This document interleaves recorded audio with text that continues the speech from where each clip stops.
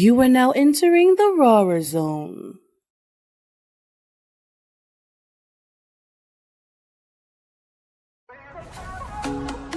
USO 82.3 FM, we're the independent artists. Now streaming on all smart TVs. Decide the Live 365 channel and search PUSO. PUSO 82.3 FM, where the independent artists are the stars.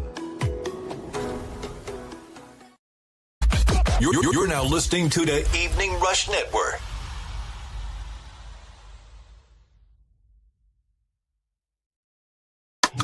Shop my icon.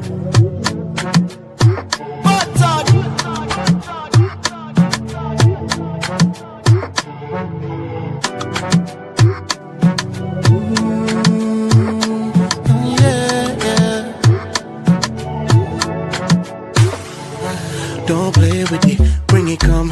Why you so shy, baby? You already won. Wanna put you in my favorite position. Baby, take time with it, it's a marathon. I know. You never have a man went so. No matter how close I go, I'm feeling like I can't let go. Grips on you tightly, I can feel your temperature. Baby, why you tempting me so? I love it when you press me up. I love it when I can feel your temperature. Baby, why you tempting me so? Feeling like you want give me some when I pull up, don't ride. My body's on you, your body's on me. So close I can feel you breathe. Now let me give you loving and let's be, yeah. My body's on you, your body's on me. So close I can feel you breathe. Now let me give you loving and let's be, yeah. You say I love the way you do me. Girl, my body on your body like a two-piece, yeah. We can make a little movie. And how you give it to me just like that. I know. Girl, you turn me on. The way you blow my mind up, I'm tempted to touch. Grips on you tightly, I can feel your temperature. Baby, why you tempting me so? I love it when you press me up. I love it when I can feel your temperature. Baby, why you tempting me so? You know how to survive with me. Put your phone on D&D. When my body's on you, your body's on me. So close I can feel you breathe. Now let me give you loving and let's be. You know that it's a vibe with me. When my body's on you, your body's on me. So close I can feel you breathe. Now let me give you loving and let's be.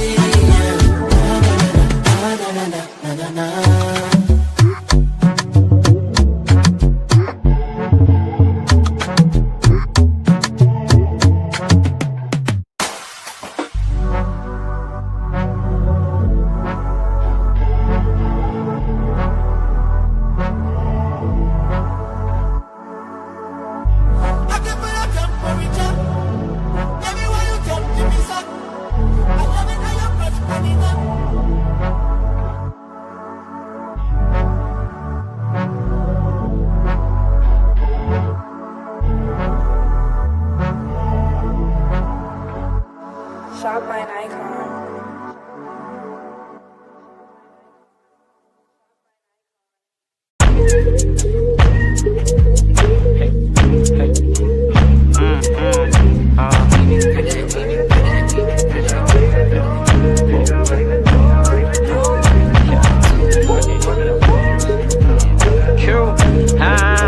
What it do, ma?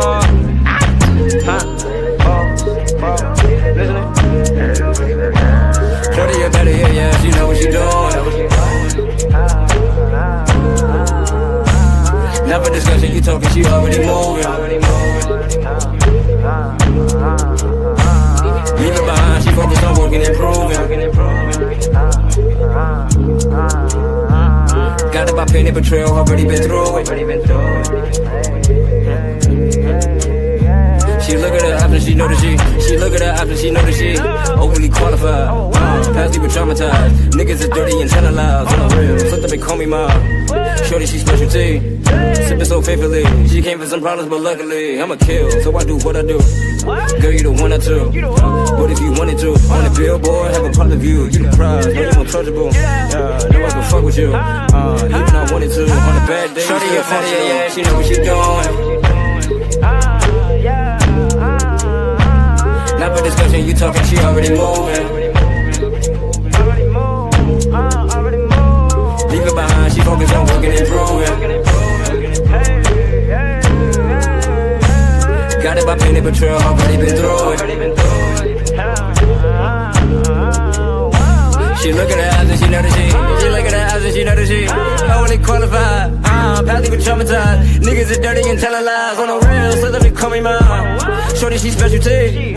Sipping so faithfully. She came for some problems, but luckily I'ma kill, so I do what I do. Girl, you the one or two. But if you wanted to, on a billboard, have a public view. You the prize, now you untouchable. No one can fuck with you. Even I wanted to, on a bad day, still functional.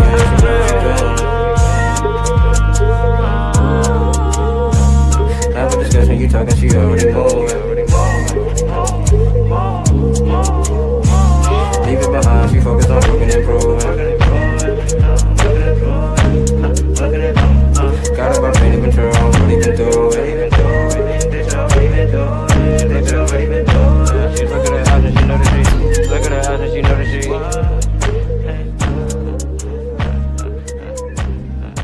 overly qualified. Shut up, Betty. Kill. Queens, are you ready? On Saturday, October 26th, doors open at 2:30 p.m. Please head out to Single Hall in Woodside for the official book launch of Sadie's favorite, the bold new release from mental health advocate and the genius behind BPD Beautiful, Miss Sarah Rose. It blends fiction, mental health, trauma and healing, and music. Sadie's favorite is more than a story, it's an experience you're not going to forget. Please come out and celebrate this with us. It's a celebration of resilience, creativity, and community.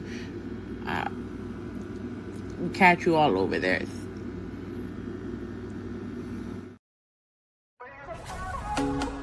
USO 82.3 FM, we're the independent artists. Now streaming on all smart TVs. Just add the Live 365 channel and search PUSO. PUSO 82.3 FM, where the independent artists are the stars. You're now listening to the Evening Rush Network.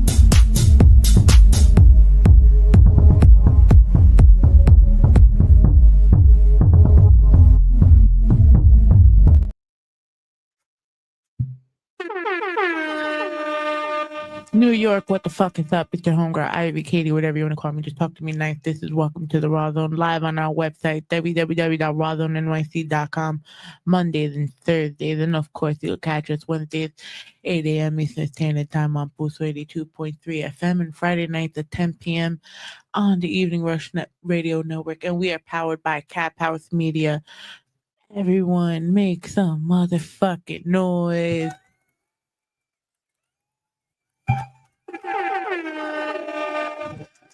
Before we get our guest on today, we got a couple of more songs, including the premiere of Ray Pearson's Llevar la Antorcha, a.k.a. Carry the Motherfucking Torch. This is live on Welcome to the Rawrrzone on the Evening Rush Radio Network, Boost 82.3 FM. We're powered by Cap House Media up in this beach. You're now listening to the Evening Rush Network. I'm a loud and proud Boricua from the Bronx, New York, baby. Suave! Look, before 21, it was the same. Work with so-and-so, dropped by so-and-so, still I remain confident in my game. Well, this image I portrayed, once I'm 21, I'm the only one that I could blame. That's why I'm hands-on every decision made.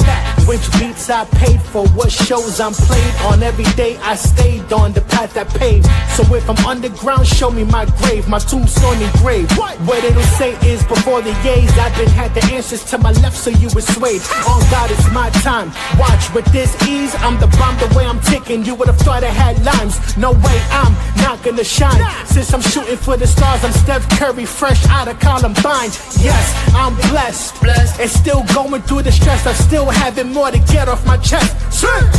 Before they drop my corpse, I'ma make sure I carry the torch. Word, when nines got crossed, I told myself I'ma carry the torch. Word, if my heart stops and my soul rots, if they think that I'm a flop just because I woke up, even at the bottom, I'm forever on top as I carry the torch. The unstoppable Ray Pearson. It wasn't all sunshine and rainbows, just crunch time whenever Ray flows. Punchlines insane though, punchlines were played most whenever I exchange notes. Not one time I made so much green, no pesos.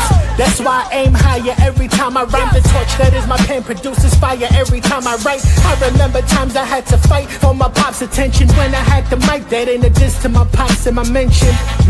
Was just a kid, a notepad with a pen in my right hand, 99-cent headphones retention, resulting in flames with everything I say. This is a salute to my high school counselor laughing at my grades. Talk to her. She cared enough to not care enough, cause it wasn't worth what she was paid. That's why some will say what they want about kids who sell drugs, do drugs, drop out, get sprayed, get played, locked up for how they move and behave. Not I, this cat would've hit the streets like a stray. What you expect when the odds are stacked and the people turn their backs and all you have is scraps and your shelter is the trap. I'm the opposite of that. I'd rather penny pinch, become a Grinch with pockets full of no cash. Don't ask me for shh. Keep it quiet when I'm handling my biz, cause all I have in life is this. Before they drop my corpse, I'ma make sure I carry the torch. Word, when nines got crossed, I told myself I'ma carry the torch. Word, if my heart stops and my soul rots, if they think that I'm a flop just because I woke up, even at the bottom, I'm forever on top as I carry the torch. Suave Ramon.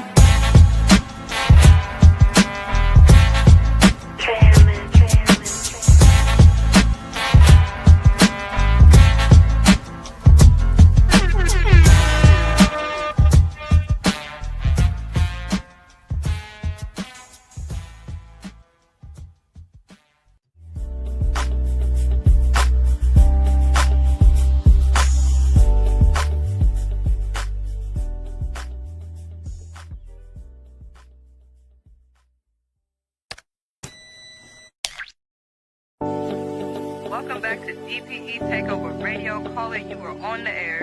Yo, can I hear the new Reezy? Rashad got you.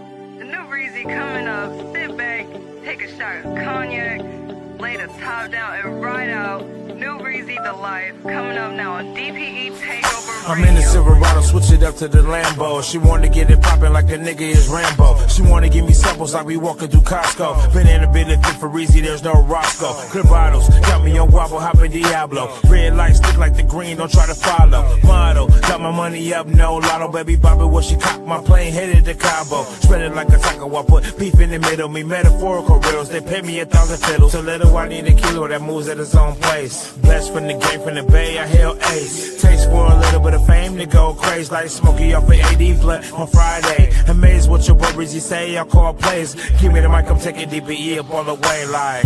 It be the money, it be the hoes. They got me in this life I chose. And I can't stop now, I'm pushing a hard mouth. Cause me and Brooke have never been close. So I'm gon' grind, baby, and I'm gon' shine. Cause you ain't got yours, don't hate on mine. Stop being late and try to be on time. Be on time, still wouldn't get you there before me. You bum niggas is dumb niggas geeking off thee. Go get your own dollars. You wanna plot on me? Don't holler at a bitch till you heard she easy. Man, a bitch better move mountains to please me. Man, a bitch better carry fountains and feed me. Cause I'm the type of nigga when I leave, she needs me. And use a broke nigga waiting on her check. Begging for a couple hundred and demand respect. Get your life in check, get your hustle right. Make it mean on the block or get a 9 to 5. Stop hating on the next nigga getting his guap. Why you playing mad and he out there running the block? Why you think about what passing? She don't wanna talk to a nigga in the hood smelling like asphalt. Then you call her a bitch, I guess it makes you feel better. Then she walks straight to me and has me all the chatter like. It be the money, it be the hoes. They got me in this life I chose. And I can't stop now, I'm pushing a hard mouth. Cause me and Brooke have never been close. So I'm gon' grind, baby, and I'm gon' shine. Cause you ain't got yours, don't hate on mine. Stop being late and try to be on time. Be on time, still wouldn't get you there before me. If you believe you still achieve. A lot of times we don't believe where we came from. I didn't mean to make you wait this long, but you can't rush greatness. Let's get this clear. I wasn't the first one to show you this grown man shit, but after Deuce Pay showed up, shit ain't never been the same since. Let's go. It be the money, it be the hoes. They got me in this life I chose. And I can't stop now, I'm pushing a hard mouth. Cause me and Brooke have never been close. So I'm gon' grind, baby, and I'm gon' shine. Cause you ain't got yours, don't hate on mine. Stop being late and try to be on time. Be on time, still wouldn't get you there before me.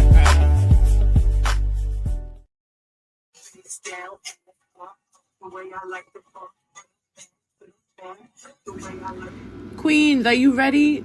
On Saturday, October 26th, doors open at 2:30 p.m. Please head out to Single Hall in Woodside for the official book launch of Sadie's favorite, the bold new release from mental health advocate and the genius behind BPD Beautiful, Miss Sarah Rose. It blends fiction, mental health, trauma and healing, and music. Sadie's favorite is more than a story, it's an experience you're not going to forget. Please come out and celebrate this with us. It's a celebration of resilience, creativity, and community. We'll catch you all over there. PUSO 82.3 FM, where the independent artists are. Now streaming on all smart TVs. Decide the Live 365 channel and search PUSO. PUSO 82.3 FM, where the independent artists are the stars. You see that? Viral. But nah, that was one of them. You're now listening to the Evening Rush Network.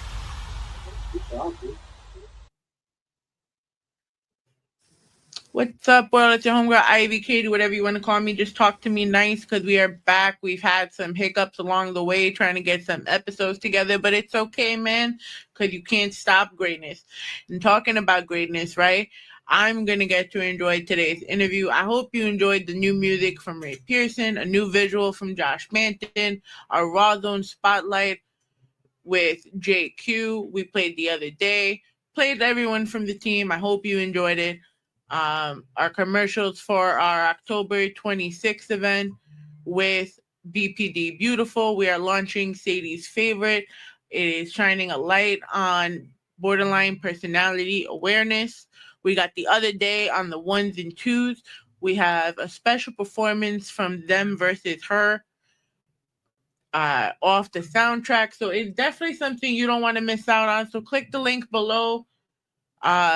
Get your ticket, get your book bundle. We even got bundles with the soundtrack. Make sure you follow at BPD Beautiful. Tell them that Ivy sent you. Woo!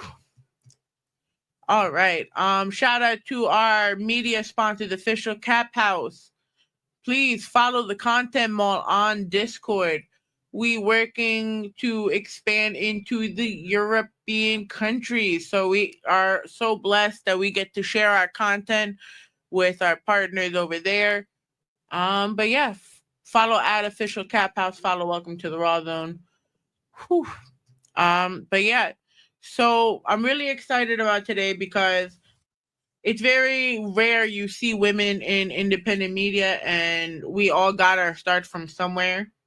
So welcome back to the Rawrrzone, where we shine a light on the voices shaping music, media, and culture. Our guest today is a trailblazer and someone who's done that for the independent music scene in New York. She is the award-winning media personality, producer, and host, Miss Jasmine Taylor TV herself. For over a decade, Jasmine has been one of the leading voices in independent media, creating a platform like Jasmine's Got the Juice, Quality Over Clout, and BACH Talkers to amplify authentic stories and spotlight rising talent. But her work goes beyond media. Jasmine's also a passionate domestic violence advocate, using her platform to change through her powerful event Beneath the Surface, returning this year on October 18th. And she continues to expand her brand with Muse by Jasmine Taylor, bringing her creativity into beauty and wellness. As someone who is taking her career and modeled it from her, I am very honored and proud to welcome Miss Jasmine Taylor TV to the Rawrrzone. Let's bring her on, guys. Hey, that was so beautiful. Thank you. Thank you for having me, Ivy. No problem, lady. Welcome to the Rawrrzone. Our little right. This is the digital version of Drink Champs, where everyone could just sit and chill and be merry. Yes. But so for those that don't know you, right, love, tell the world who you are. Well, I am Jasmine Taylor TV on all social media platforms. I'm a mother before anything. I'm a bad bitch after. I am a media personality, domestic violence advocate. I am also a registered mentor in the city of New York, although I do live here in Charlotte, North Carolina. I've been living in North Carolina since 2019, so that's 6 years. I am very outspoken, but yet I'm very sensitive. And I just love to cater to authenticity and to the underdog. So that's really me in a nutshell. So we started talking about it in the back, right? Mhm. We love doing the interviewing, but we can never be interviewed. Yeah. Why is this? How do you feel why it's so hard for us to be able to put that spotlight on what we do? I think it's because we know what we do behind the scenes. So for myself, I'll speak. I know how much work that I put into like produce a interview segment. You know, I don't just ask basic questions or generic questions or cliche questions. I actually put in, I watch old like interviews from different artists and things like that. So I know what not to ask. Or I literally go back on their social media. Like I really do my homework because I take my craft seriously. And I feel like in today's age, a lot of people don't take their craft seriously. So just because I do what I do and I might have the platform and you might have known me for so long, I don't feel like I have to get on your platform because in all reality, it won't be doing me a favor. I'll be doing them more of a favor, you know? And that's really why I feel the way I feel and why I haven't let too many people interview me. It's been a few people. One person I no longer speak to, but it's been a few people that I have let interview me. I don't know where the interviews are, but I have let a handful of people interview me. But that's just my reasoning. I feel like a lot of people don't really do the necessary journalism homework to even have me communicate with them. I feel like just the act of doing research, like if this was, and I even feel like this because I write for your website as well.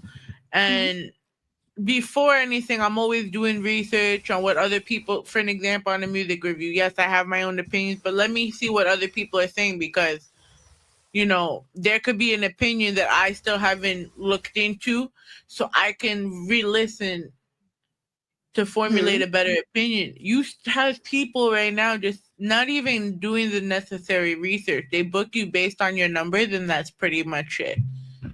Yeah, exactly. That's why I just feel like it's more of it's a clout thing, because I've been doing media for 13 years. I started when people was making fun of people doing media, doing internet radio. Before internet radio was laughed at, it was, oh, radio wannabes. In fact, Hot 97 used to call DTF radio a Hot 97 reject station. You know, so I started in 2013. I started doing media, doing radio in 2013. Shout out to Dizzy Brown. He introduced it to Dizzy! me. Yes, he actually introduced me to radio because he knew me from being a party promoter when I was a teenager. So he was like, Jasmine, you've been doing party promoting for so many years, like it's oversaturated. You should start doing radio. So I'm like, what? No radio. I don't know. What do you mean? I'm scared. He was like, Jasmine, you have the personality, you have the connections. I think you should do it. So it was a Wednesday. We did a Wednesday show from 8 to 10 p.m. It was me, Dizzy, Super Agent Dre. Yeah, it was us three on air on Wednesdays on Extreme 104 FM. And it was a pretty good experience. Miss DJ Yes, Exotic Mommy yes. Station. So that's where I started doing radio at. After that, I went to Flow Empire Radio. That was a small station in Manhattan. The guy's name was Slim. You probably have him on social media, on Facebook maybe. But it was, Yeah. well, I don't want to say Flow, excuse me, FLO Empire. Yeah, because if he heard me say What did Flow, that he'll be like, stand what the for hell? anyways? For lyricists only. I never knew that until today. I'm not even gonna hold you. Yeah, for lyricists only. And that I was there, and then I guess, like, you know, the station shut down temporarily. So I was like going through a depression. I'm like, oh my God, I need a station to go to. So I then went to DTF, not DTF radio, I'm lying. I then went to the Matrix Studio. Shout out to DWI up in the Bronx. When So it was my at Brook, 135th or the one before it? it was way far. It was far out in the Not Bronx. the one by the highway, right? Because that was the last Yeah. location they had in the Bronx. No. It wasn't that. Oh. It was a location far out, because the location by the highway, that was even closer. It was far out in the Bronx. And Oh shit. I used to go there every Monday from 8 to 10 with Miss Mocha Marie and Robbie Nova. And then I got pregnant. I got pregnant. With I her started getting adorable really son, by the way. Yes, shout out to Elijah. Yes, I got pregnant and I got really, really sick. So I tried to continue doing media, but it just was not happening. So I stopped. And then I thought I could go right back to the same station, but I'm like, dang, I really can't. I need a station that's closer. I'm a mom now. I forgot who connected me to Sean at DTF Radio from They Got Skills, because that's whose show I was on. I was on Sean's show with Choice, Heck, Miss That wasn't the Diva. Friday one, right? Yeah, we were on Fridays from 5 to 7. That show was super lit. We had so much fun. Oh my gosh, we had an amazing Crap. time. The one that he ended, is that the same one he ended up doing with Gem after? And then Choice went to 7 to 9? Yeah. So I know it was me, Choice, Sean, Hector, it was a lot of us. It was like 5 of us on that show. But we had a great time. We were on DTF Radio. And then all hell broke loose. So I was a part of DTF Radio as a host. But then I got the owner, and he was like, you know what? I like what you do. I see your work. I like what you contribute to the station and the show. I want you to be a station manager. So, okay, right, cool. I could be a station manager. That meant I could have free time. Like I didn't have to pay for my station. I mean, my show because I'm there. I was at DTF Radio, I think twice a week on Wednesday mornings. Bless. Did you sneeze? Bless you. I'm saying sorry. Thank you. Oh, I was at DTF Radio twice a week, I think for as far as managing so I think Yeah. I was there Wednesday mornings and then I would be there Saturdays all day, like literally all day for Saturday mornings and Oh my all the way God, to you the had my afternoon. schedule. You had my Saturday schedule. Yes, so I Mm-mm. was there all day Saturdays, and mind you, I'm a mom, so at the time Elijah was only like 1 or 2, so he's at the station with me all day as well. And I forgot what had happened, but then the owner wanted us to start paying, but then I ended up losing my job, so I couldn't pay. And I felt like it was an embarrassment for him to put my name on the board publicly in the office where everyone could see. So that's where he and I started beefing because I was Oh, I like, out didn't of know all, that. yeah, I'm like, I don't know if you remember, but whenever people will be late on their like station rent or whatever, Yeah, yeah, yeah, yeah. everyone's names will be on the board. So he had my name on the fucking board. And I felt like it was a smack in the face because I'm like, first off, I'm one of the station managers and I'm here doing so much shit. Why would you even put this publicly? And why are you even trying to charge me anyway? So he was like, you can't do things for free here and a whole bunch of stuff. So now we're in the station manager like group chat. And I was giving out suggestions, like different ways we can make money. I'm like, considering DTF is like we call ourselves the digital radio online blueprint or whatever. Why don't we Yeah. have like our own type of summer jam kind of things, considering everyone comes through DTF radio before they even pop, So he was like, Yeah. we're not promoters. That's not our job. I'm like, what do you mean? So what are people even getting besides saying they came to DTF radio? So I guess he felt like I kept challenging him or whatever.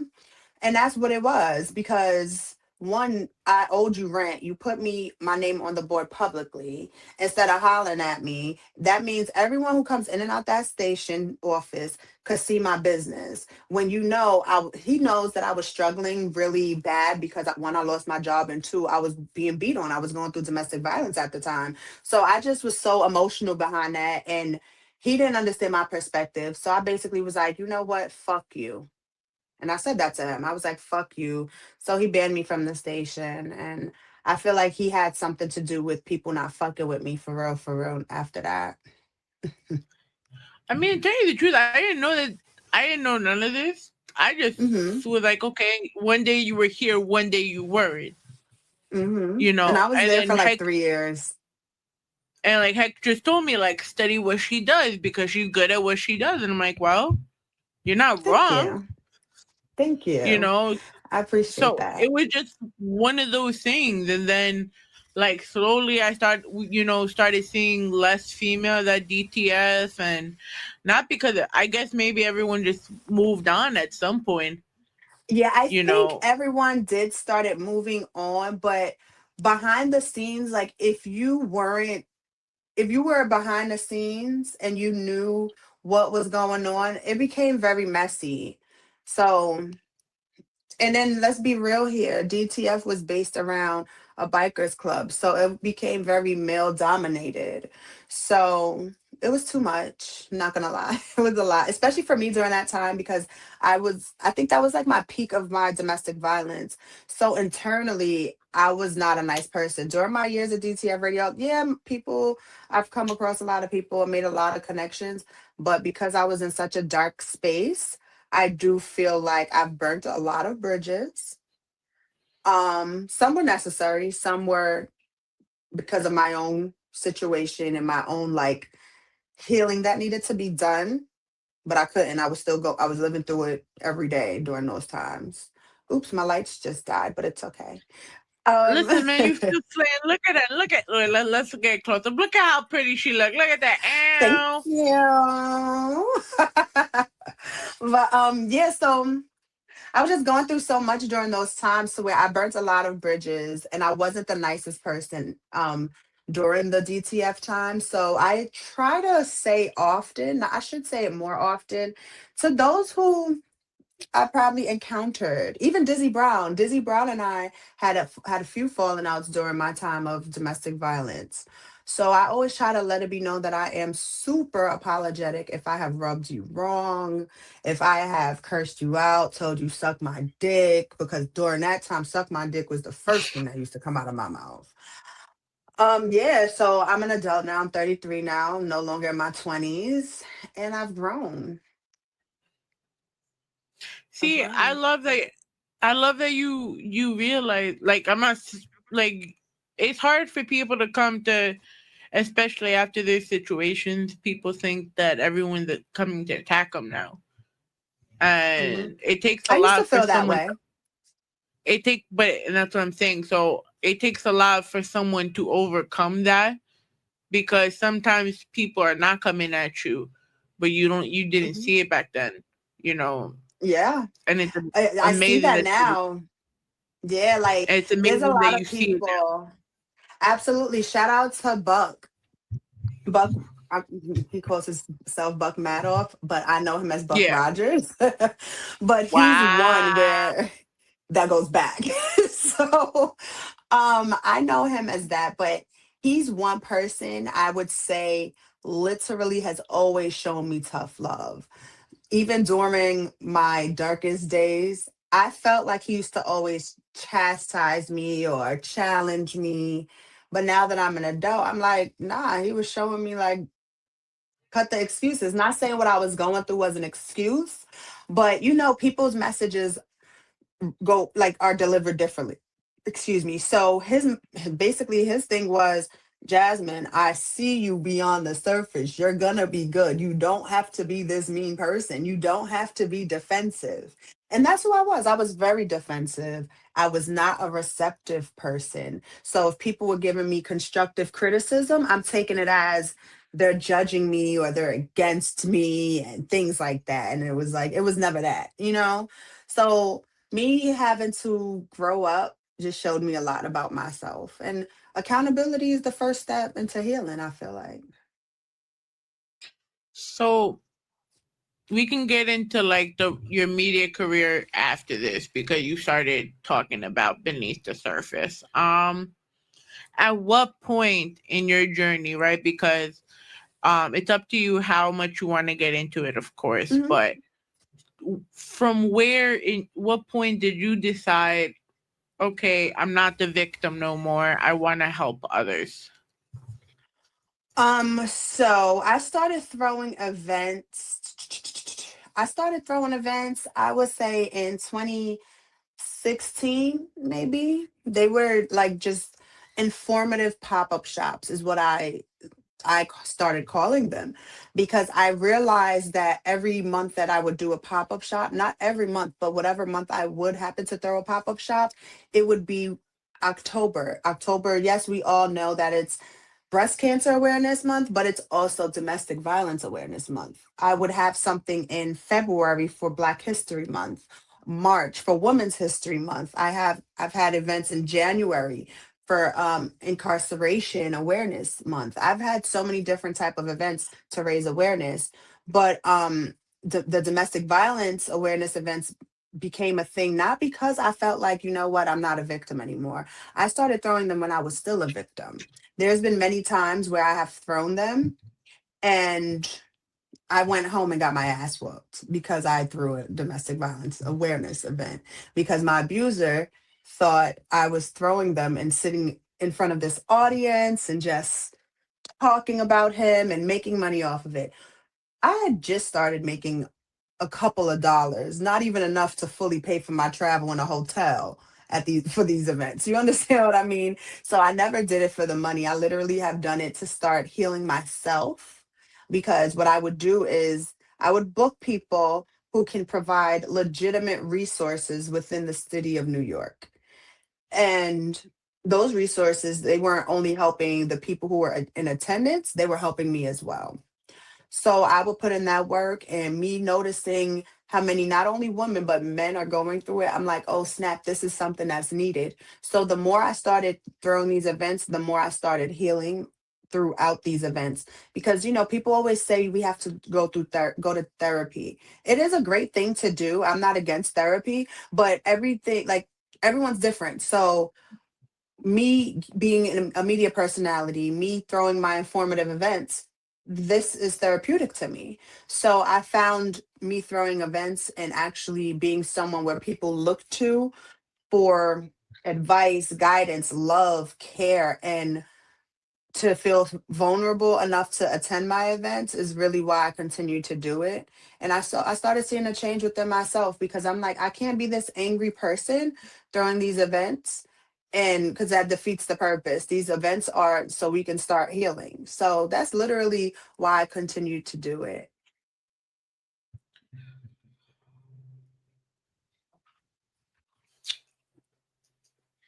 Going through a situation like that, right? This was before you had your son, or this was No. okay? So my son's dad, he's my abuser. I started being vocal about that. He started abusing me before I had my son, like right before I got pregnant. But unfortunately, before things get so deep in domestic violence, every situation is different. But isolation becomes a huge factor. I already was a person who didn't have much relatives or family members, let alone in the city of New York. Everyone's spread out everywhere. So the isolation started, then the mental abuse, the emotional abuse, followed by the physical abuse and everything else that followed under that. So there's been times where I probably tried to leave to go to a relative's house, but then it takes at least the minimum 7 times for a victim to even leave for real, a situation. So there's been times I've tried to leave and I'd go back. There's been times where I've tried to and like go to a shelter, but because I was Jasmine Taylor TV, a household name, which I still am, but at that time I was super active. I just couldn't see myself going into a shelter. I'm like, well, I'm going to all these events. There's no way in hell I can go, I can be living in a shelter with a child, going to these events and still maintain my brand and who I am. So that's literally why I never went to a shelter. I had too much pride to do so. But also, I looked at it as, yes, that is very helpful to a lot of women and men who have been experiencing domestic violence. But I also didn't want that to be my story. I didn't want that to be a part of my survival story. So, and I'm glad you brought that up, right? Because like I work with BPD Beautiful because I got diagnosed with borderline personality disorder last year. Yeah. The one thing that I've come to see with both, I feel like it's not just victims of domestic violence, but anyone that's had any emotional trauma, and especially someone that's in our position, right? We are so focused on our identity in the media that we kind of use Jasmine Taylor and we use Ivy as our crutches, right? Because that's our only way to keep going, But no one's like, it's very.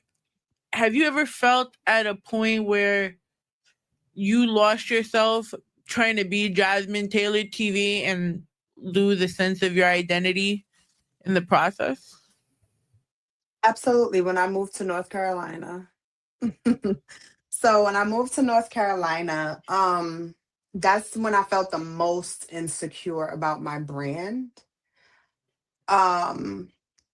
Because I came to North Carolina with like a dollar and a dream. I didn't think about my brand. I didn't have a plan. I didn't have anything set in stone or anything like that. So, um, I started doing radio when I got to North Carolina, and it was cool. But I noticed that back home in New York, people weren't checking for me. I wasn't getting called to events. I wasn't getting invited. No one was asking me to post them. It was so many things that was making me feel so insecure, and I felt like am I allowing my growth to stunt? And I'm talking about my personal growth. I'm like, am I so focused on my personal growth to where Jasmine Taylor is being overlooked? Because it got to a point where I started showing more of my healing journey than my media journey.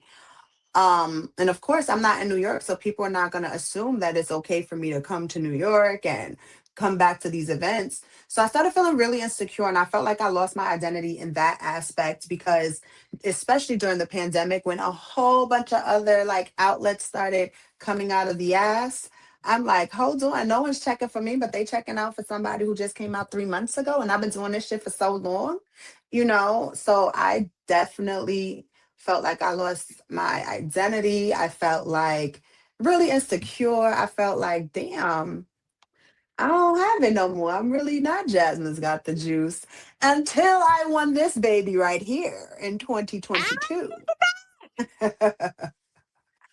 She Yes. So award winning, baby. yes. So I won this baby in 2022. Shout out to Lizzie Chanel. And it was organically. It's Spotlight Music Awards in 2022. I was unfortunately unable to make it, but I won the award. People had to vote for me, had to promote the link, and I won. You know, and I was up against people who were active during that entire year in the media.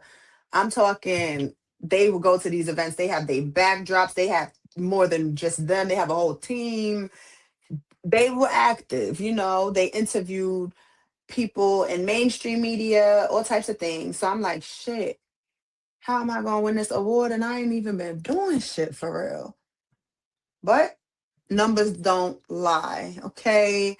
And staying relevant matters. So although what helped me boost my vibe back is this award. I'm not gonna lie, because I'm like, hold on, I'm not in New York and I still won an award against people who are active in New York.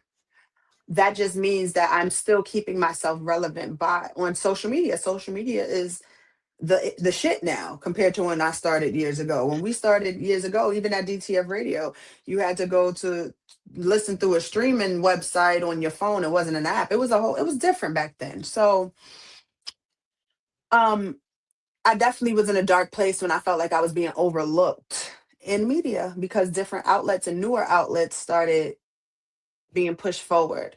But I had to look back. Like I took a long break and I just had to be a student. One thing I'm not afraid to do is be a student. If I see something is not working, instead of me wondering like why isn't it not working or beating myself up about it, I'm gonna sit back and see what everyone else is doing and see what everyone else like the you gotta know the theory, you gotta understand what's happening. You gotta, especially in social media, you gotta know algorithms, you gotta know what's hot.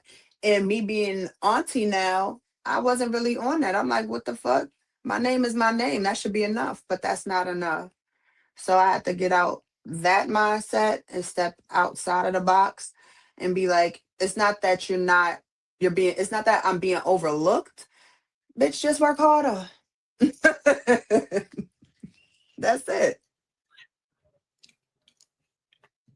So with that, right? You've taken, and I feel like the way we got to our careers is very similar because I started as a nightclub photographer, ended up being a promoter, a manager. I don't know how the fuck they even got me back into this shit, to tell you the truth. In my 30s, they got me in the club acting like I'm 21. Jesus Christ. But that's besides the point. You were able to make beneath the surface something that you were able to use all your talents and able to give it back. What pushed you to merge your art in broadcasting, your marketing talents, and your activism to make this whole thing come to life? So every year I do change the name. So this year it's Beneath the Surface. My last in-person event was Audaciously Me. I always just change the name, but now what allowed me to put all of my talents together is just throughout the years is seeing and knowing like my demographics, my psychographics, and seeing what people are reacting to, seeing who's contacting me for like even during the pandemic. Oh my goodness, I can really say during the pandemic, it took a spiritual toll on me. The amount of people on like from my social media realm who were contacting me to like pray for them or with them or do spiritual work for them or with them because it's the pandemic. I had to have my virtual event. I mean, I had to have my event virtually, so just seeing the lack of resources or the lack of attention, I'm like, I'm good at research. Why not do some research and get some vendors, some speakers who qualify, not just, and that's the thing that I want people to know. When I'm saying that I'm looking for speakers, it's not that I don't want us women and men to share our stories.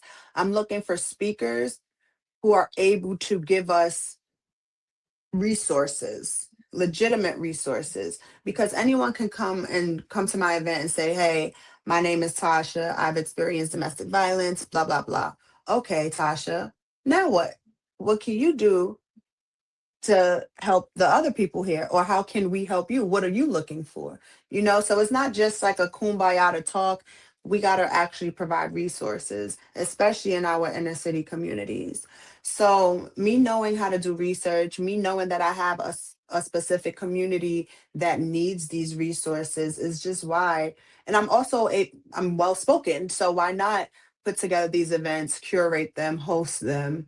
And that's really what allowed me to put all of my talents in one. And like I said, to be honest, it's more so for myself to heal too. I'm still healing. Because like you never just stop healing. It's not like, whoa, I'm healed and it's over. And that's with anything, you know. It's always different. It's levels to it. It's onions. It's a layer, it's an onion. You have to peel back those layers. So even in June, those can of worms are reopened for me. I got into a physical altercation with my abuser back in June of this year after not being abused for over 6 years. So healing is never ending, especially for someone who've experienced so much trauma, whatever that trauma is, you know? So that's what allowed me to put all of my talents, my emotions into throwing awareness events.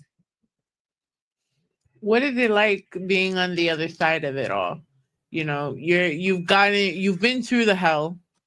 Mhm. You're married, your career is thriving, everything is great. How does it feel? Well, thank you for seeing that in me. Because there's times where I still don't see that thriving Jasmine Taylor, but there's a lot of people who do. So I have to take it for what it is. I might not see it or feel it, but other people do. So I want to say thank you for you personally and whoever else sees that. But for being on the other side, it keeps me going because again, it's like there's not a lot of women in independent media who are raising awareness to specific causes within our minority communities. So the fact that people in our independent media know, well, Jasmine Taylor, she has these resources. That's really what makes me that's what keeps me on the other side. However, I do feel like people want to know more about me being on the other side and how I navigate through life being on the other side. Um, Starting my healing journey was not easy once I left New York. Um, there's many nights I cry, even as a married woman still, there's many nights that I cry. There's many nights where my PTSD and anxiety are like skyrocketed. It's a lot. It's an everyday battle. So I'm just good at wearing it. I go through it and I feel like people on my Facebook would see that more than like Instagram. You would know. You see me on Facebook and Instagram. It's not like two different people, I'd be but creeping. yeah, but I'm more open on Facebook than Instagram. Um, but there's been times where I had worse days than better days. But I'm a mom. And I feel like when you're a parent, your child feels your energy in every way. So there's times where I might be feeling down and my son, he'll call me and he's like, I just called to tell you I love you, mom. I'm like, damn, you little boy. How'd you know I was just crying? But being on the other side, it's like rewarding because who doesn't want to feel needed, especially a person like me. I come from a background where I've always felt abandoned. So when it comes to like other, being the person where people can look to for advice, or like I said earlier, for advice, for safety, security, or just someone to just listen, because there's a lot of people who I probably have one conversation with. I think we probably gonna build a friendship or some shit, and I just have one conversation with them. I never speak to them again, and that's okay, because my purpose is even, I don't know, my purpose is deeper than me. It's just how I feel. Like it's bigger than me. So whatever that purpose is, I don't fully understand it yet. I just know I'm a hood prophet. I gotta get whatever message out that I'm here to do, if that makes sense. She said she's a hood prophet, everyone. For real. Because people come to me for readings, all types of stuff. And it's like, I don't do cards. I read energy so well, so strong, so deep. I don't need cards. No shade to people who do tarot card readings and stuff like that. But my African ancestors don't play about me. So I'm very gifted. And my tongue and my thoughts are so powerful. So that's also another thing that I always try to do. I try to think more positive into myself so I don't go back into those dark places, because truth be told, um since June of this year up until maybe last week, I've been having it really, really, really, really bad, emotionally, mentally. I've been having anxiety attacks in here. Like it's been bad because the door was reopened of domestic violence. I was physically assaulted. My wife was physically assaulted by my son's dad. I got arrested. He got arrested. And it's like, it's fucked up because I've been arrested 3 times in my entire life. And each time was for me defending myself from my abuser. So, because I know there's not real help out there for people who are experiencing domestic violence, excuse me, I know some way, somehow I have to be that help. So that's what it's like being on the other side for me. So before we go into your media endeavors again, what can they Mhm. expect from October 18th? Oh, excuse me. So October 18th, I do have a guest speaker from Safe Horizons. Safe Horizons is like is a hotline that we will call, that victims would call to seek like shelter and housing and things like that. This is literally emergency shelter for people who are experiencing domestic violence. So you would give the hotline a call. They'll do an intake over the phone. If there's space, they'll literally tell you, hey, can you meet us here? And they'll take you to a private shelter somewhere far from wherever the abuse started. So I have people from that organization, Safe Horizons, coming to speak. I have food vendors, I have drink vendors, clothing vendors, but it's not a pop-up shop. This time I really want us to interact. So there'll be painting. We'll also have a balloon release. We'll also have a panel where we'll be doing question and answers.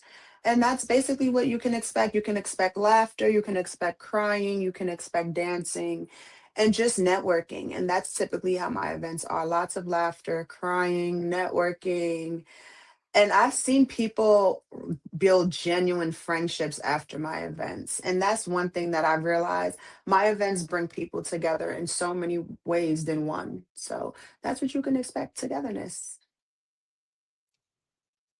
Oh man, oh man. I am so excited for this. I will be there with bells on, with the camera strapped on my neck and everything.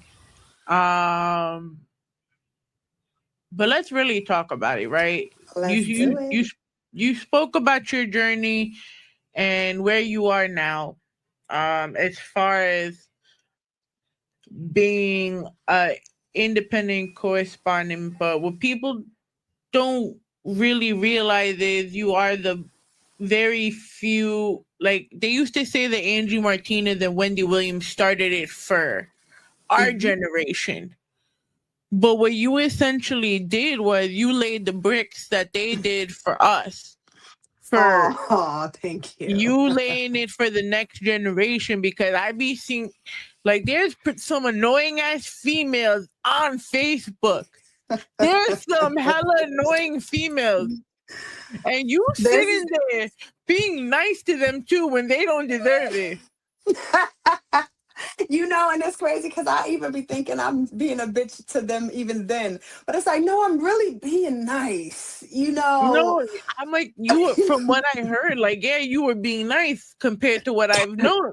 Yeah. So I'm just Like I used to be super duper reckless with my mouth. Like whatever people have heard, I would say probably believe it. You know, like you know, people be like they did that shit. Probably like you know, especially like I said back then, I was in such a dark place to where I didn't give a fuck who you were or anything. So I was very snappy. But then even once I started healing and I realized I was still kind of going back and forth too much with people on social media, it's not appealing. People aren't going to want to work with you if they feel like you're always arguing with people or, you know, it's a different way to state your opinion without being argumentative, you know. So I had to chill, especially because my Facebook kept getting restricted, my Instagram kept getting restricted and deleted. Like Jasmine Taylor TV, it was restricted for, I mean, disabled for an entire year. Now I can't even go on live on Instagram until November, and I done had it back for a year already. So it's crazy. So once I realized, oh shit, you bitches and niggas, y'all not even worth stopping my little social media money. I'm not doing this with y'all. And then you like, we gonna compare this to Nicki Minaj and Cardi. oh my Okay. god, thank you. Yeah, we're gonna compare this to Nicki Minaj and Cardi. Okay. So this is my perception. And I feel like they both look fucking stupid. But my perception is this, and I can say this because you see how Nicki is the blueprint for the girls under after her, right? Yeah. I know that I'm a blueprint for many after me. So you see how I also said in 2020 and different things, I felt like there was the new people I was overlooked because it's a whole bunch of new people. I was being Nicki Minaj. I was on social media like, fuck these new people.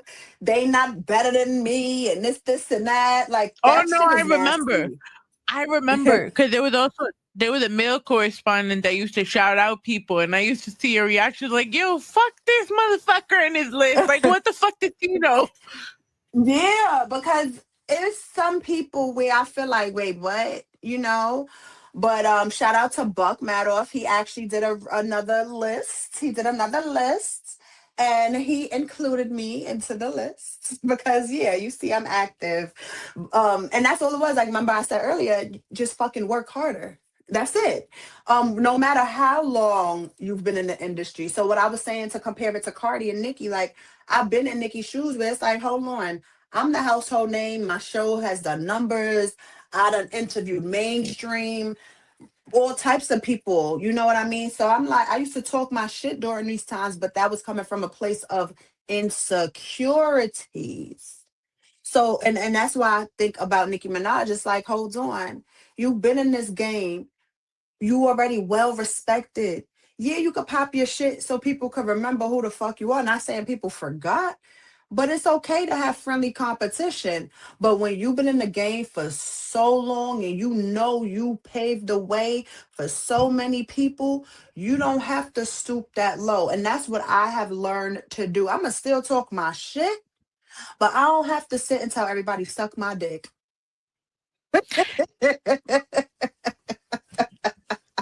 I'm glad you said that though, right? Because being that you said you the Nicki of the situation, how do you feel like a lot of these newer people coming into the media, are they not humble? Thank you. You just took that right out of my mouth. They're not humble. Like, They're not humble. They're not humble. They're not humble. And the reason I say that is because, again, it's people like you, it's people like me, it's people like Miss Diva, it's people like Miss Mocha Marie. Is she someone from Uptown? She's been doing this before me for 20 plus years in the independent media world. It's so many different people who started around the times when we started. So we know what it's like to really have to be outside in the street to get our names known. We know what it's like to really have to go to every single showcase and event. We know what it's like to have to do that. You know, we know what it's like to have to literally just be out all day, all night. We know what that is like. And Now then I go feel to like work right after. Exactly. And then go to work. And a lot of us started having kids. So even me, I had a job, I had a kid. I was going through domestic violence. I still was managing DTF radio, had my own show, was a co-host on the show. I had a lot going on. So I feel like they aren't humble because they don't know the real motherfucking work that a lot of us had to put in to even get to where we are. Because now, again, things are a social media game. So once you have, you know, you look like you're doing something on social media, now you got clout and now people want to fuck with you. Now you could, like a lot of these mic drop performances, when I first started reaching out to some of them, this is in the beginning of their shit. Some of them was charging $600 for me, for their platform. Some of these mic performance platforms. Yeah.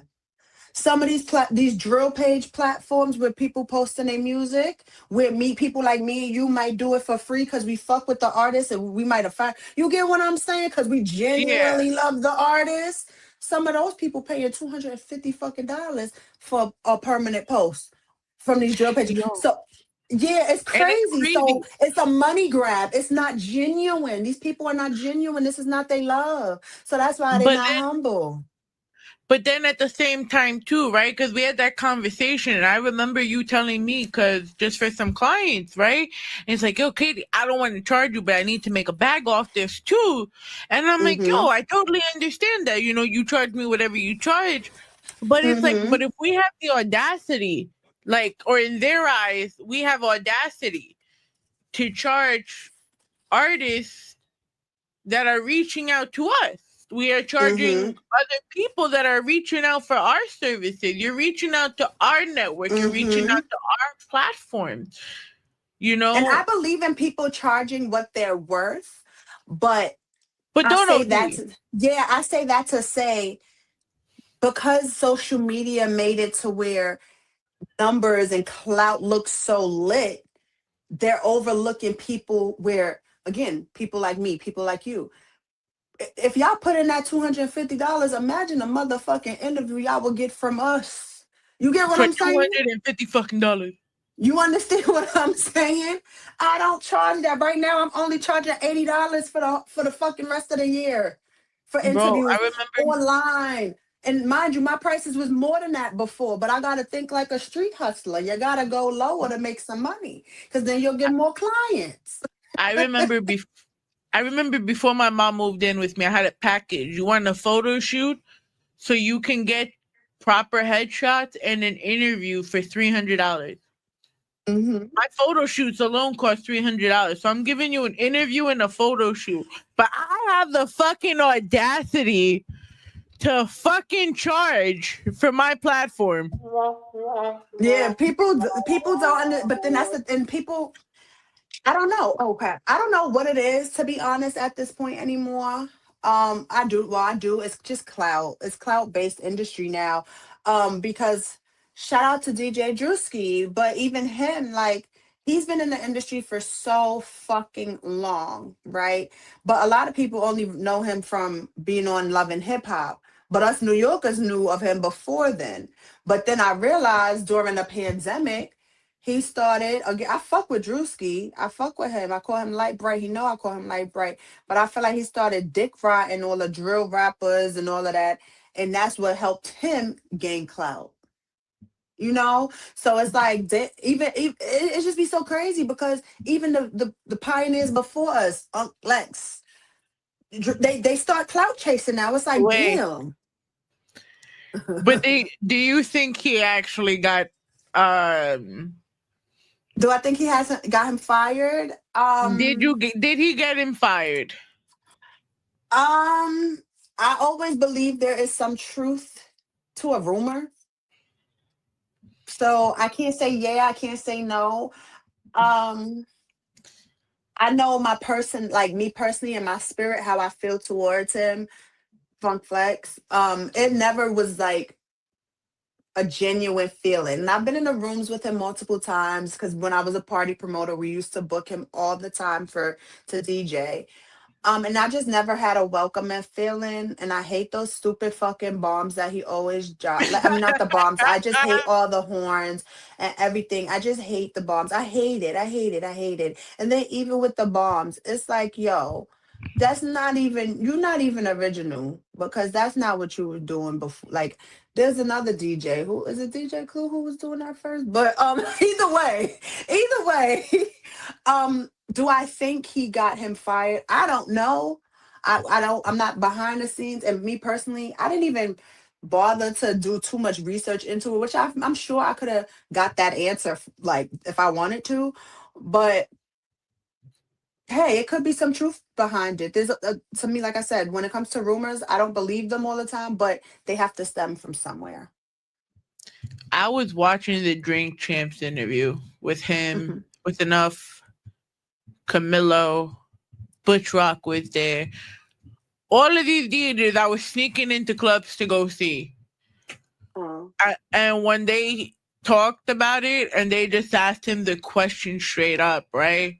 The way he looked so defeated, the way Enough looked so defeated, you couldn't help but really be like, yo, he got dogged.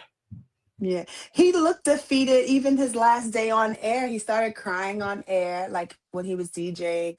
Even when TMZ called him outside and was questioning him, he looked defeated. Like, I feel so bad, but the game is changing, and although the game is changing, I feel like behind the scenes, Hot is not changing with it. I feel like they're still stuck in their ways, but they're too stuck in their ways because even when it comes to Angie leaving over 10 years ago now, it's like I still don't know why. Obviously, money, but for her, who was y'all face, it's a reason she left y'all. And then to be honest, back in the day, DJ Envy used to be on Hot 97. Like it's a reason for a lot of things. And then a lot of people who used to be on Hot 97, there's a station in New York, 94.7 The Block. And that's where Cypher Sounds. A lot of the old school DJs who used to be on Hot 97, they're all there. So it's a reason. It's something. It's a dark cloud over Hot 97. That's all I can say. I think after Hot 97, whatever the when Ennis communicate, I guess they sold it because Hot 97 is not owned. It's owned by like Media something now. And I was having this talk with Rock, but it seems like for the last Angie left 5 years ago to go to Power. More than that. When did the book come out? Because that's when she really made that jump, when the book came out. We could find out, but keep bringing your point. But she left, and you started she left it 10 years ago. That's why I said 10 years ago. She left 10 years ago because I remember I was pregnant still when she left. And I remember I was mad emotional. Programming just went down then, too. I guess that's why you hear more just music, the same 15, 20 songs in rotation every hour on the hour, and that's why people scared of fucking change. They're scared of fucking change. And I say that because even like when they would have independent hosts, do they like 1 o'clock in the morning show or people from their street team? It's like, why y'all doing them dirty? Why do y'all have them on at 1 o'clock in the morning on a weekday? Or it was weird shit that I knew they were doing because I knew a few people who were doing like their overnight shows. But it's like, it's so many people in media. Why aren't y'all hiring us? Like y'all have enough time in y'all slots Me personally, I'm not gonna hold you. If the opportunity was presented to itself, I wouldn't say I'm not going to take it. But because I have such a strong opinion and just everything is so strong and I don't know if I could really follow 100% the FCC guidelines. Oh, hell no. That's why I have So my shit on YouTube and I'm internet radio because I don't get sanctioned. I exactly. mean, I could get sanctioned, but I'm not. Exactly. And I think that's why I'm like, I'm cool with being an independent media correspondent or media personality and just Jasmine Taylor TV because y'all not gonna shut me the fuck up. Y'all not gonna, Mm. and I like being my own program director and music director. Like I like playing my own shit that I want to play. So since DTF radio, that's one thing I did learn how to do is engineer the fuck out of a Yo, show. thank you. So I'm not gonna lie, and everyone still says it. Low key, he admits it. I am the person that saved DTF radio by getting them on StreamYard through the pandemic. But Okay. if it was not for Mark sitting down with me that one day while I was trying to automate everything, because every time I was doing my show from DTF radio, because I listened to the other motherfucker, I kept fucking up my sound. So I'm like, heck was trying to show us because I'm retaining the info, homie's not listening. So he would see my face. Eventually, thank God I split off on my own. But I learned Yeah. the fucking boys, and that's only because you cannot work at DTF You radio without cannot work at having DTF engineers. radio without, nope. You need to know how to work that motherfucking board. And Mark, if he only train you a couple times. After that, if the manager know how to show you, then you cool. But aside from that, you on your Then you own. ass out. Yeah, you on your own. But hey, I But did you learn also, to engineer. but you didn't just learn from there too. You also learned from Brick. So, Yep. So that's and one thing not a that lot of people. a lot of people don't know about Brick Arts Media downtown Brooklyn, across the street from the big McDonald's downtown on Fulton Yeah, Street. A lot of people don't know about Brick, but that's been there for so many years. It's a nonprofit organization. They make money off of donations and things like that. And basically, if you're a Brooklyn resident, you have to be a Brooklyn resident. You can go there and pay for their podcasting class, their engineering class, their editing class. Now they have AI classes. I just recently was on their website. They have so many different classes. And all you have to do is take the prerequisite, which is free. That's just basically an informational course. And it's probably like 2 hours. They give you refreshments, little snacks and stuff. You go there. And then if you want to take a course, I think mine probably was like less than, I didn't do the full grand thing, but I think at that time it was like $50, if that, probably less than that, to get certified in the podcasting with them. So now you can go and you can rent out their equipment, their XLR cables, their everything. You can literally, their recorders, you could do everything. You can even go there and rent out their podcast studio for free. All of that is for free. Once you become certified, you pay your little certification fee. You go there, you make your request online to rent out the studio for the day. Just make sure the time slot is available. Make sure the equipment is available, and you're good to go. And that's how I got certified, because I took that class. It was like a 2-week class in East New York. Although it's downtown Brooklyn, they had me go to a library in East New York and take the 2-week class on Saturdays. Now it wasn't a 2-week. I think it was a month, because I was there a couple times, because it was on Saturday mornings early. And in order for us to pass the class, we literally had to compose an entire show, like a 5-minute show, based on what the instructor told us. So he told us to like go outside and capture like background noise, so it can be our background noise. He had us record like a small intro, a transition, and everything had to be clean. And if it wasn't clean enough, we didn't pass. We passed. That's when we became certified, and I was able to learn how to do things that way. How important is it for us as independent correspondents and doing this on our own to have a hub like that full of resources to help us? It's very important because you see, you're in your home, I'm in my home. Without those resources, we would be like, damn, fuck, what to do next? You know? So that's why it's so important. Even if you're starting small, like even in my house, I don't have a big board. My board is super small. This is my board. It's super small, but it I got works the and it's road one. convenient. Yeah, you know, and I want to get the road one, but I'm not spending the money yet. Oh However, no! I got the one channel one in here. That's that was the little $200 board that they got. I okay, send you the okay, link. okay, okay, okay. I'm not doing. Because we I know know which road is one you. expensive. Listen, man. But Shout they're out to so Reggie Lane. good. They're But so good.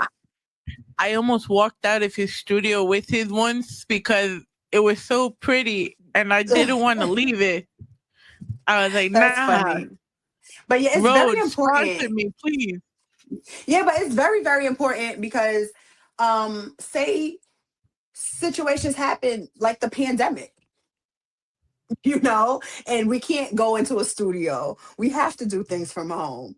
What are you going to do? Sit on your ass and wait for something to open up? No, you're going to get up, order some shit, and do it yourself. So I think when people even ask, like, do I have a team? I don't have a team yet. I'm getting to the point where I want a team, but I have to just figure out how it's going to work, how it has to make sense to not just myself, but to them as well. It has to be beneficial for both parties. But like, it's just so important because you can't do everything yourself, and you would want to teach people. So that's why it's like, okay, I want a team, but I still got shit that I want to learn too, so I could teach them to be better than me. I'm gonna still be best, but I'm gonna be better than me. Thing. But now that you said all of this, and we've gotten so everything you've brought and you've said jewels, but the certain jewels you said, so like the quality of the programming and the cloud of the numbers. Quality over cloud, baby. We got quality over cloud. We got Jasmine's got the juice. And we got so Back talkers. So Jasmine Taylor TV is the brand itself. That's me. I'm the walking brand. Under that brand, under that umbrella, we have Jasmine's Got the Juice. Shout out to Sean from They Got Skills. He's the one who actually gave me the name Jasmine's Got the Juice. My homegirl Pretty Lopez, she was the girlfriend, baby mother of this rapper named Dizzy. He's the creator of the original Scum Gang, the shit that 6ix9ine be screaming out. He's the creator of Scum Gang, not 6ix9ine. They're the ones who was like, Jasmine, why don't you call yourself Jasmine Taylor TV? So I started calling myself Jasmine Taylor TV because it was just Jasmine Taylor. It was like, start calling yourself Jasmine Taylor TV because eventually everything's gonna go digital. Okay. So and that was when I was that's when I was at DTF Radio.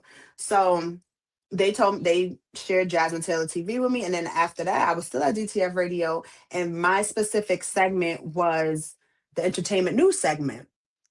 So Sean was like, it could be Jasmine's Got the Juice, since you keep shit juicy, like Jasmine's Got the Juice. And then you always be having your liquor, like, you know, just, yeah.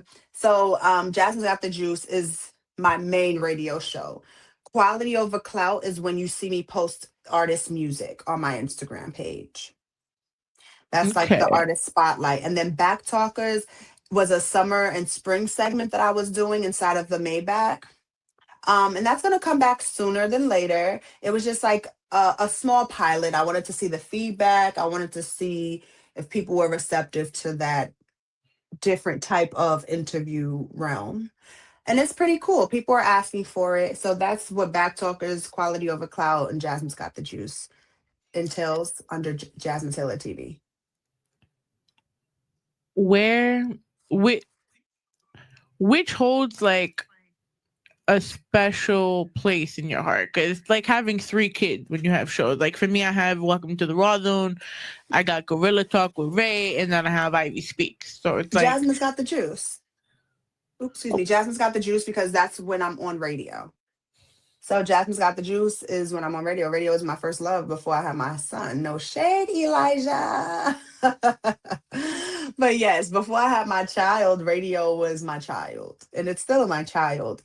But Jasmine's Got the Juice is my first love amongst all of the categories that is under the Jasmine Taylor TV umbrella.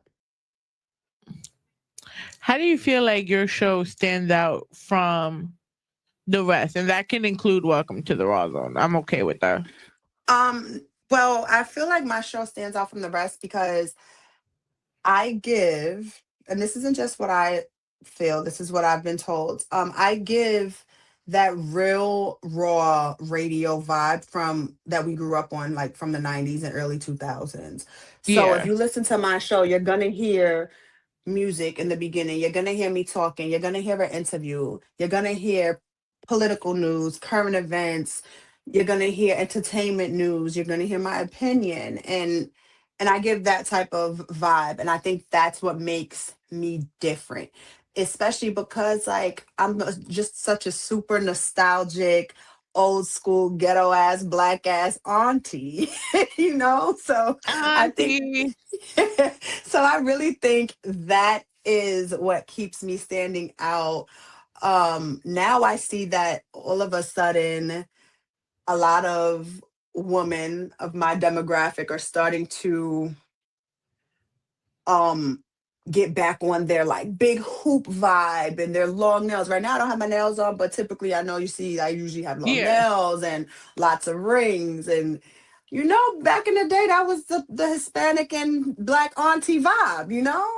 I mean, And it's still auntie vibes. yeah, and that's the vibe that I still carry, you know. But I'm starting to see people do that a little bit more.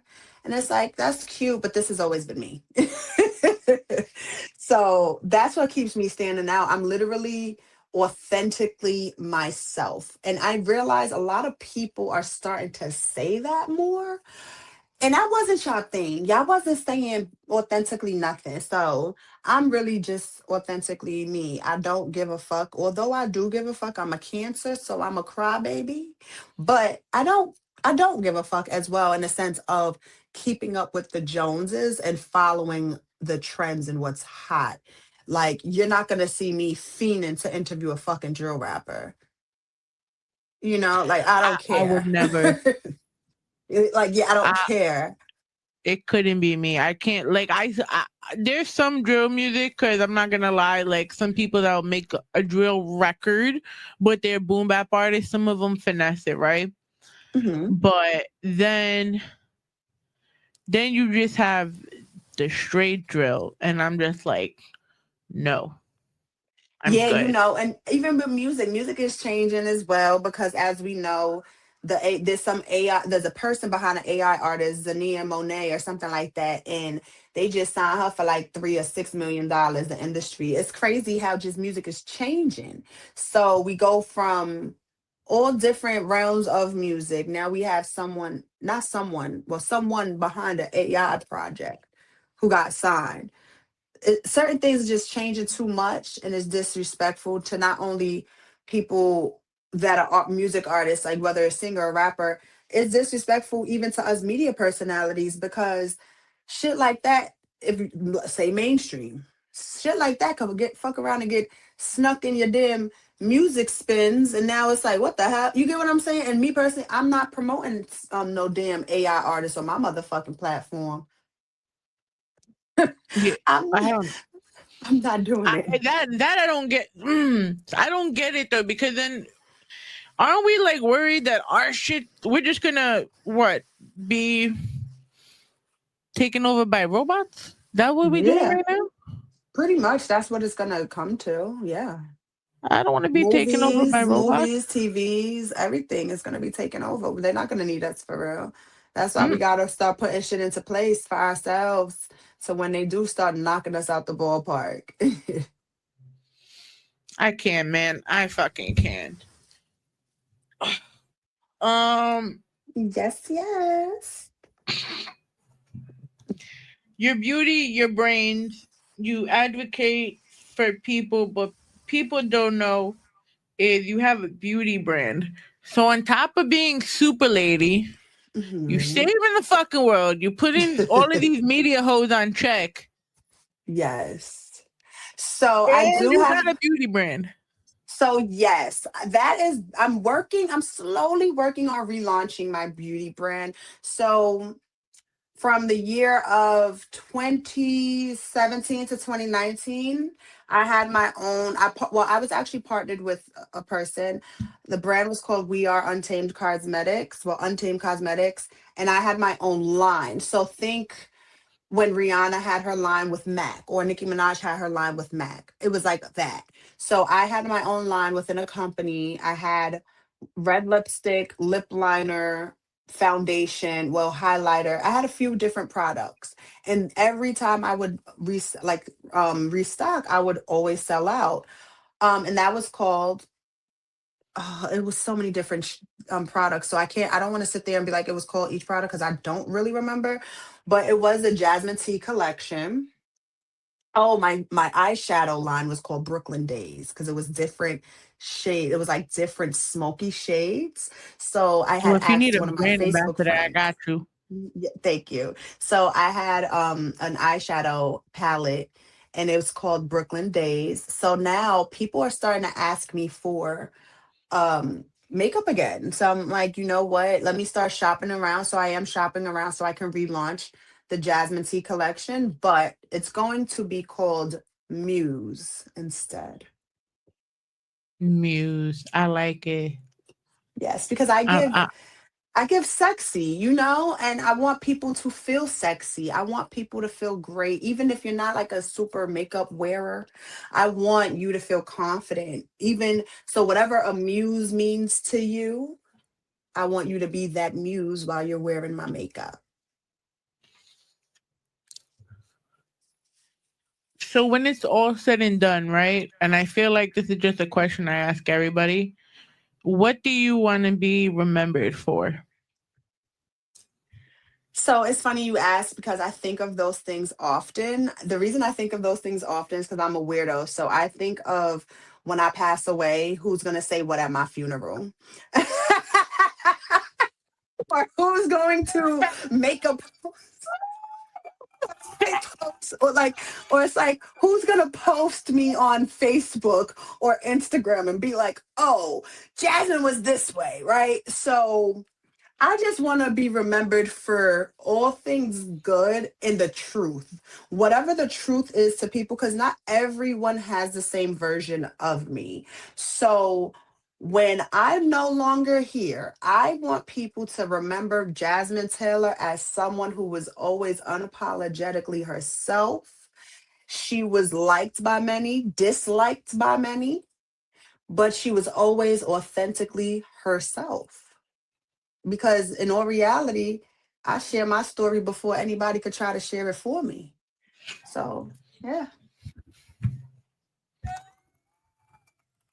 Yeah, thank you.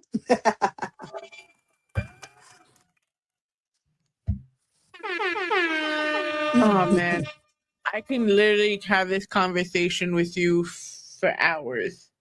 Right? But I'm I'm like, oh gonna my gosh, we chatting. I know. And they're gonna cut me off in a little bit anyways. It's okay. Because one of my stations I can't go past 2 hours no matter how much I It's want to okay. We half can the always time. run it back when things get relaunched and everything. We can always run it back because we always got shit going on. So we can always run it back. We definitely gonna run it back. Before we get into the Rawrrzone mix that you could hear only on the Evening Rush Radio Network and Pulso 82.3 FM on Wednesday and Friday. Drop the information for the event and tell them where they can find you. Okay, so follow me on social media, Jasmine Taylor TV, Facebook, Jasmine Taylor Gill, social media, everything just Jasmine Taylor TV. The event is October 18th from 2 to 8 p.m. on 308 East 109th Street. That is in Harlem. You can purchase the tickets on Posh. That's not Eventbrite. It's an app called Posh. Just type in the search beneath the surface. And the tickets right now are $15, but it will be $20 at the door. And you can pay through tap. But yes, you can. October 18th, I'm looking forward to it because this is my first event in person since 2019. So I'm looking forward, well, my first domestic violence event in person since 2019. So I'm looking forward to it. But aside from that, you can follow me on social media, Jasmine Taylor TV. Make sure you listen to me every single Tuesday from 7 to 9 p.m. on the HUR Charlotte app. That's HURCLT on the App Store. Unfortunately, we're not available for Androids, but you can always stream my show afterwards on Spotify, Apple Podcasts, iHeartRadio, everywhere. And yeah, I'm on every Tuesdays from 7 to 9 p.m. Jasmine's got the juice. I'm here in Charlotte, but I always travel to New York. So just keep it locked in with me. I always got some type of motion going on, even if it looks like I have no motion. Just hit me out. You always got the motion. Because you Jasmine with the juice. Period. Guys, thank you, my love. Thank you so much for being here with us. Thank you for being so accommodating with your schedule. Thank you. Thank you for also just being the example that women can actually work with other women without there actually being bullshit behind it. It hasn't always been easy because, believe it or not, I'm so glad that like you're so out the way. I've had my fair share of catty bullshit, but it is what it is. It's a part of life. It's a part of the game, and you just gotta. Again, sometimes you have to fall back, pay attention to what's going on surrounding you, and come back and do your own thing. You got to let that hurt go. You got to stay focused. And that's where I think a lot of people fail at, because a lot of us are walking around hurt, and hurt people hurt people. So because, hurt people. So when we aren't healed, we aren't going to be the best in business, best in our personal lives, best as friends, or anything like that. So I've definitely had my fair share of fuck yous and at wars with a few people in media. So it hasn't been always clean, but I do want this to be said publicly. Like, I'm here to clean it up. Whatever fuck ups I probably had in the past, I'm here to clean it up. And guys, it doesn't get more raw than that. This was Welcome to the Rawrrzone. I am Ivy. I'm here with Miss Jasmine Taylor TV. Definitely find her everywhere there. Follow Jasmine's Got the Juice. Check out all the blogs. She got a dope team of writers on her website. Not just about the talk. There's music involved. www.rawrzonenyc.com. Everywhere at Rawrrzone NYC. Catch us on Booster 82.3 FM. Catch us on the Evening Rush Radio Network. October 18th, we are Beneath the Surface. October 25th, we're putting light on borderline personality disorder with the Sadie's Favorite book launch. We are on the road to the Give Back for Sean concert December 13th at Sanger Hall. We are looking for sponsors. We are looking for media to cover. We are looking for vendors. We are expanding the community. We are making that $10,000 goal before next year is up. I'm saying it. It's going to happen. Again, shout out to all of our sponsors that are here so far. Iron Visuals, The Other Day, Titan of Rap, Cap House, Rockview ENT. Get with one of us if you need more information. From myself and the beautiful and spectacular Jasmine Taylor TV, I leave y'all with these parting words. I've got one more thing to say, and it'll only take me a second. I've got 2 words that I want you all to remember. They're very important. And if I leave you with anything, I'm going to leave you with these 2 words. And those 2 words are, I'm Batman.